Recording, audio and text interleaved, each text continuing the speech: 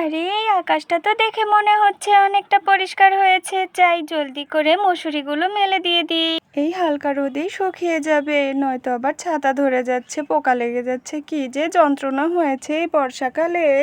ওরে বাবা মেঘ বৃষ্টি, তোদের দুখানা পায়ে পড়ি আমি, একটুখানি দেরি করে আসিস, আমার মশুরিগুলো আজকের মতো একটুখানি শুকাতে দিস বাবা। এই এই মশুরি তো আমি ঢেলে দিলাম, কিন্তু কে জানে কতক্ষণ এই রোদ থাকবে।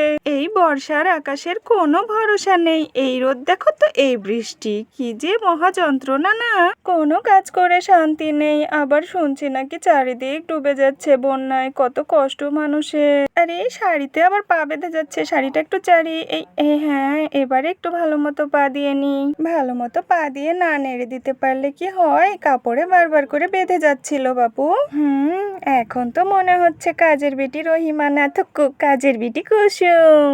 তো এরপর কুসুম মশুরিগুলোকে ভালো মতো শুকানোর জন্য ভালো মতো পা দিয়ে নেড়ে দেয়। আরে আরো তো অনেক কাজ বাকি আছে, আর সেগুলো আমি কখন করব, চটপট শেষ করতে হবে, রান্না করতে হবে, বাসন মাজতে হবে, কাপড় কাচতে হবে, আবার ওইদিকে লালিরও খাবার দিতে হবে। ওই দেখো লালির কথা বলতে না বলতে এই লালিটা কেমন হাম্বা হাম্বা করে চিৎকার করছে।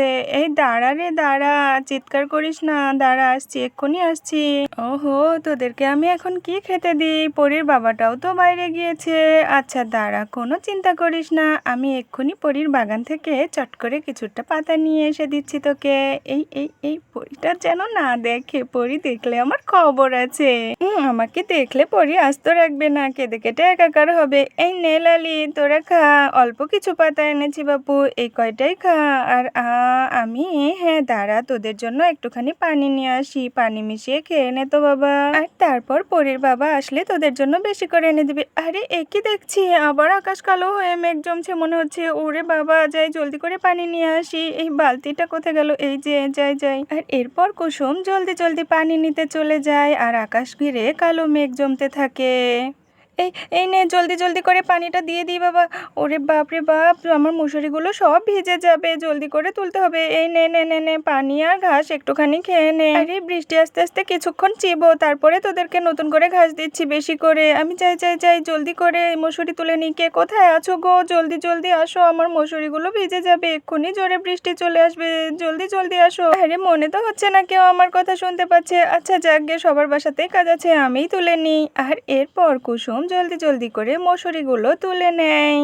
ওহ বাঁচলাম, বৃষ্টি আসার আগে আমি তুলতে পেরেছি। এই চমচম করে বৃষ্টি চলে এসেছে, আমি পালাই। আরে আমি ঝাঁকাটা কোথায় রাখলাম? ওই যে ঝাঁকা, হ্যাঁ ঝাঁকাটা নিয়ে নিই। আরে আমি তো পুরো ভিজে যাচ্ছি। আচ্ছা ঝাঁকাটা মাথায় দিয়ে নিই। এই দিয়ে নিয়েছি, এখন যাই। যাক বাবা, ঝাঁকাটা ছিল বলে না আমি বৃষ্টিতে ভেজা থেকে একটুখানি হলেও বাঁচলাম। এমনিতে সেদিন ভিজে ঠান্ডা লেগে গিয়েছে, আজকে আবার মাথায় পানি পড়লে জ্বর আসা থেকে কেউ বাঁচাতে পারতো না। তো বন্ধুরা, তোমরাও কি আমার মতো এই বর্ষায় প্রতিদিন নাজেহাল হচ্ছ? জানাতে ভুলো না কিন্তু। আর হ্যাঁ, ভিডিওটি ভালো লাগলে প্লিজ একটা লাইক করে দিও।